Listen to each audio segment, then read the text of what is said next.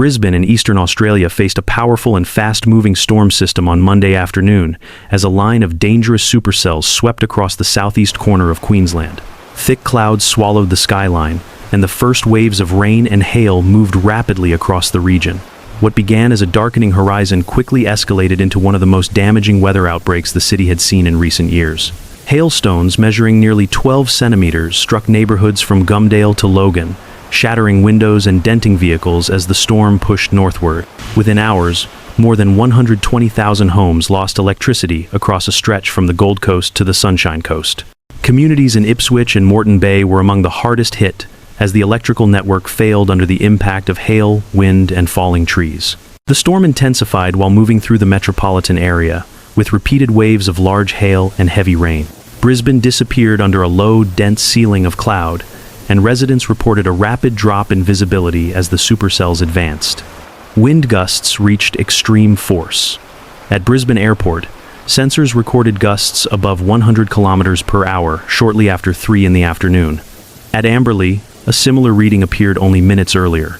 The sudden bursts of wind toppled trees, tore branches from roadside gums, and scattered debris across highways. Emergency crews in Wynnum West responded to reports of a large tree collapsing onto a residential building on Floribel Court, while fallen lines at Wellington Point ignited a grass fire that burned along the Warrego Highway near Walloon. The storm's path widened as it approached the Gold Coast and Scenic Rim. Hailstones of 8 to 10 centimeters pounded Kumbaba, Arundel, Mount Tamborine, and Helensvale. Videos posted online showed the hail smashing roof tiles, punching through skylights, and spraying fragments of glass into living rooms and patios. In Logan, the hail hit with such force that vehicles parked along residential streets were left with shattered windows and broken mirrors within minutes. Residents described the sound of hailstones striking roofs as continuous and violent, with thunder rumbling overhead as each new wave arrived. As the storm collided with peak school pickup time, roads became gridlocked. Traffic lights lost power across large sections of Brisbane, Logan, Beaudesert, Binley, and surrounding communities. Schools held students indoors until the worst of the storm passed, as teachers monitored conditions outside and waited for emergency updates. Families attempting to drive home faced low visibility, flooded intersections, and pockets of hail that accumulated like drifts of ice along suburban roads. The damage continued to spread northward.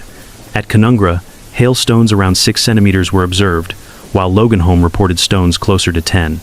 In Bars Scrub, Waterford West, and Beanley, vehicles were written off as hail punched through windscreens, dented hoods, and shattered rear windows. Solar panels gave way under repeated strikes, and metal roofing warped beneath the impacts. Cleanup crews worked to remove branches and debris from streets, but the winds continued to carry loose material across the region.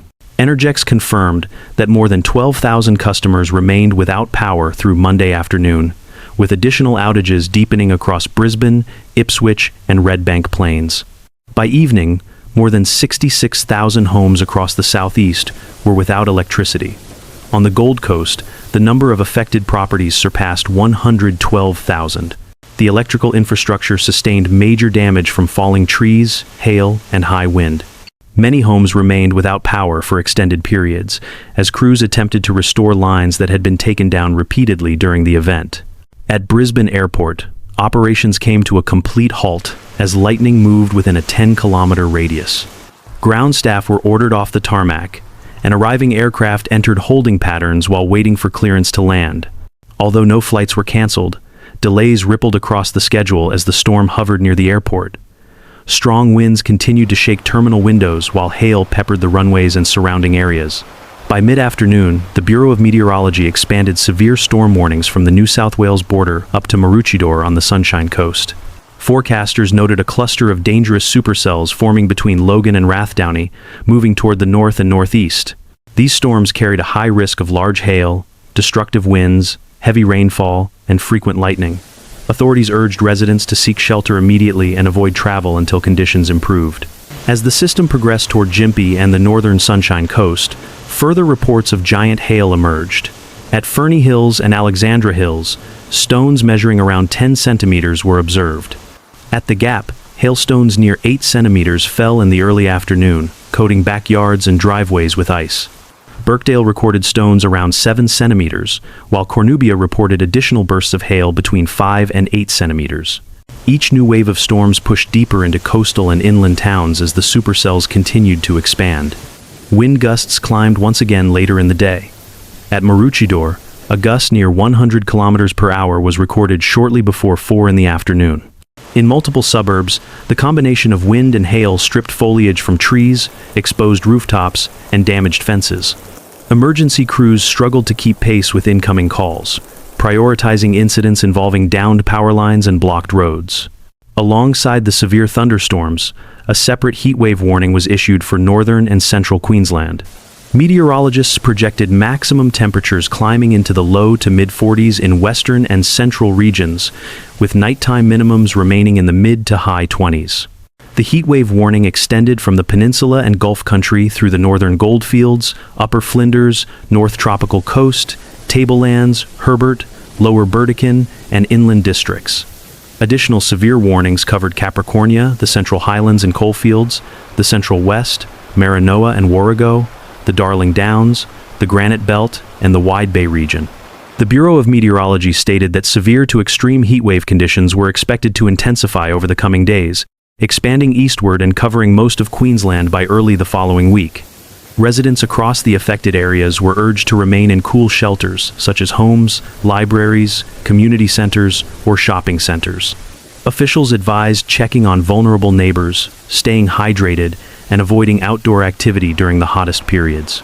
As Monday progressed, the storms continued to move north, with additional cells forming along the inland corridor. Forecast models suggested that more hail, damaging winds, and heavy rainfall were likely through the evening.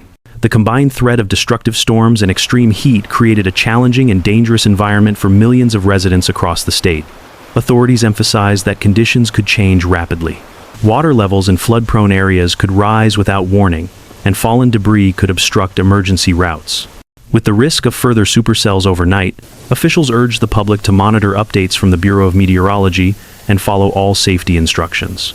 Residents were advised to avoid driving through flooded roads, stay indoors during thunderstorms, and move to sheltered areas if hail activity began again. The full extent of the damage may take days to assess, as crews continue to restore power, clear debris, and respond to emergency calls. Fallen trees, damaged roofs, shattered windows, and destroyed vehicles stretched across the metropolitan region.